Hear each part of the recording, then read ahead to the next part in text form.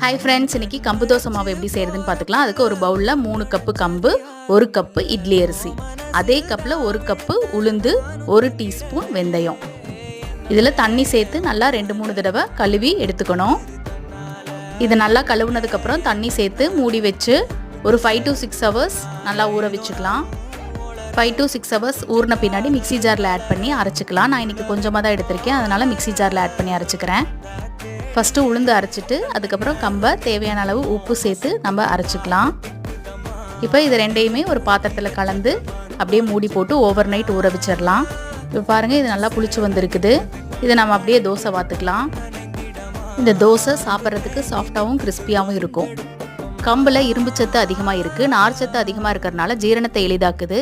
இது ஒரு நல்ல இம்யூனிட்டி பூஸ்டர், உடலுக்கு தேவையான குளிர்ச்சியை கொடுக்குது, சர்க்கரை அளவை கட்டுப்பாட்டுக்குள்ளே வச்சிருக்குது. இப்போ நீ சேனலை பார்த்துட்டு இருக்க எல்லாருமே சப்ஸ்கிரைப் பண்ணி சப்போர்ட் பண்ணுங்க ஃப்ரெண்ட்ஸ். தேங்க்யூ.